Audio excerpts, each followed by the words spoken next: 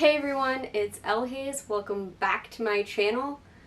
We're gonna do another festival review for you. I promise. Actually, I'm not gonna make promises, but this is the last one probably for the season.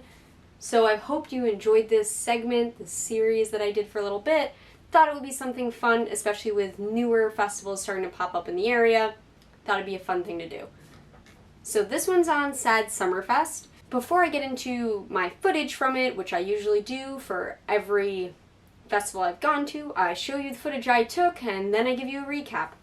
Before that, I want to let you know, for my date of Sad Summerfest, unfortunately I didn't get a lot of footage. I'll get more into that later, but the venue was so incredibly buggy that I was pretty much miserable the entire time. I promise that will not cloud my judgment on Sad Summerfest in general, but because of that, I didn't really want to take my phone out to film very much, and I caught glimpses of enough stuff from the venue to give you a taste of what Sad Summerfest was like at that particular venue. But thank you to my friend Paula, who provided some more footage from the date she went to. I believe it was in Worcester, Massachusetts, so we can have some more footage to look at so you get a better idea of what it would be like at a better venue. So let's get into the video. So what you mean when every dream I have about you now?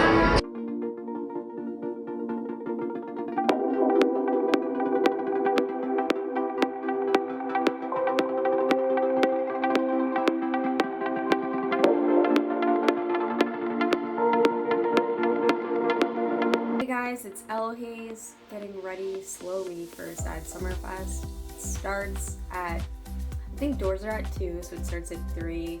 It's almost 9:30 right now, and it's in Philly, so we're gonna have a bit of a drive. I'm sure we're gonna be a tad late like we always are, but I'll keep you updated shortly on when we actually get the heck out of here. So far, the one perk, parking right on the site, which is wild and not accustomed to.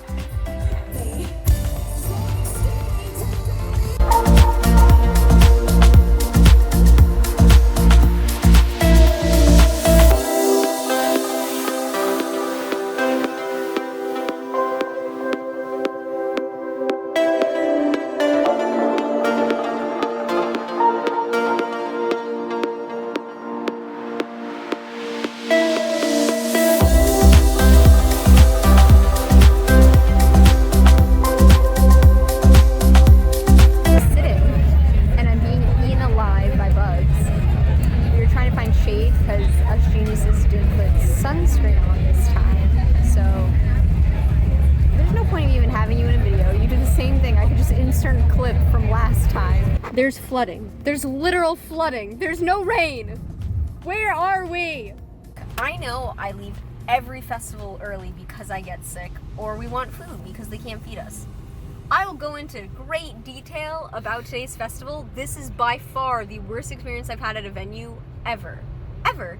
And that's saying something, since I hated Atlantic City's date being on the beach. But not a fan. I was being devoured by bugs the entire time we were there. Rico, how do you feel? For the first time, I agree with you.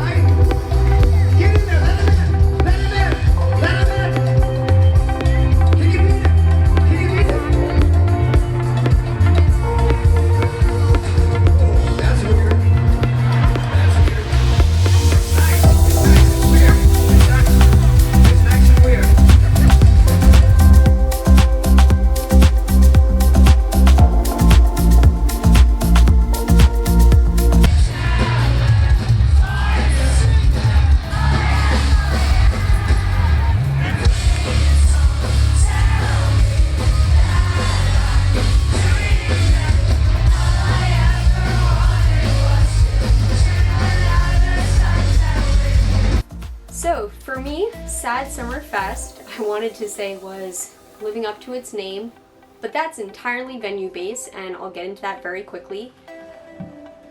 Why is it thinking that that's me? So the venue for the date I went to in Philly was not really my cup of tea. It was as if I went camping, which I enjoy, but most likely if I went camping I'd be prepared. Was not prepared for this venue and how buggy it was. The venue staff was also a little bit of a mess in the parking lot. We had an issue where no one was communicating where to go park, and then we had to circle back to find somebody.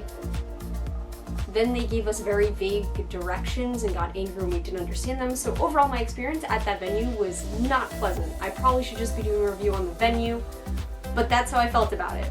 It was not great. I also think what I mentioned in my Disrupt Fest video more came to light after going to Sad Summer Fest, that I truly believe two separate groups that went to Warped Tour are kind of going to split up and go to either Disrupt Fest or Sad Summer Fest. Not that you can't go to both, I went to both, but that's the vibe I was getting, and it could have a lot to do with where I was. It may not be the festival as a whole, of course. But this particular date was very much revolved around drinking, is what it felt like, at least for me. Every other tent you could buy alcohol at, which, fine if it's your thing. With as hot as it was out, I didn't really want to drink very much because I would probably get dehydrated and pass out in the heat. So I was just kind of confused by the whole thing. It might be just that particular venue does things like that, but it was kind of bizarre for me. It definitely had a different vibe than Disrupt Fest. I preferred the crowd at Disrupt Fest. I preferred the whole mentality and feel of Disrupt Fest. I just feel like the people there aren't the rowdier end of this music scene, which is entirely fine, and that means there's a festival for everyone, which is great. I just didn't like this feel. The bummer about that, though, is I actually really loved all the bands on this lineup. I was losing my voice there a little bit. I had never seen Stand Atlantic before, so that was really cool. I think they're incredible. I love their songs. It was awesome to see them perform. I had never seen them. I think they're from Australia, so that's probably part of the reason I've never seen them.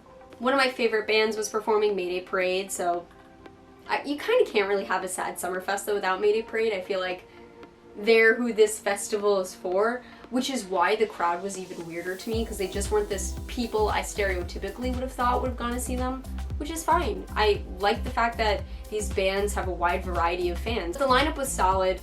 I do think they also did themselves a great service by having artists perform that did not perform at Warped Tour.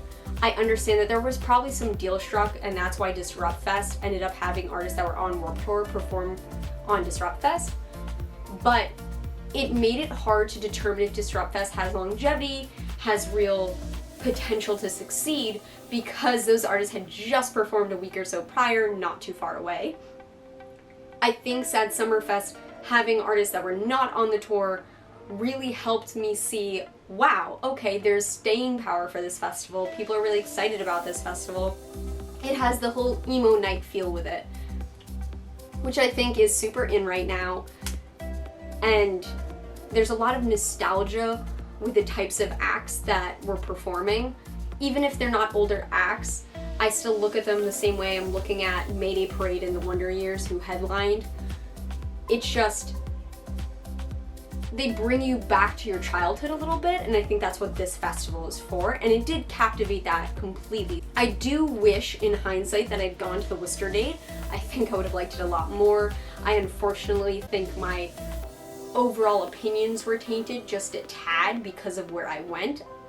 Plus, I missed out on a time I probably would have really enjoyed had I gone to a different venue.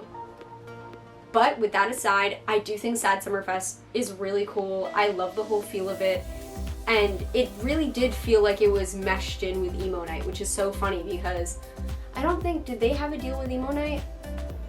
I can't remember if Sad Summer Fest had the deal with Emo Night or Disrupt Fest, because I know that there was a tent at Disrupt Fest that had Emo Night on it, but I feel like it would have made more sense at Sad Summer Fest for them to be working together. It must be. I think they're working together. I'll find that out and provide the info. But overall, really solid festival. So far, this entire summer was full of great festivals. I hope I get to go to more coming up. Hopefully next year or in the very near future, I'll get to go to the bigger name festivals such as Coachella. So, thing that I mentioned in my previous festival videos and that I've mentioned on this channel before is that I'm allergic to certain foods, gluten and dairy in particular. And I was with Rico, who's also allergic to the same things. So at past festivals, we've had issues eating. Disrupt has so far been the only one we could eat at.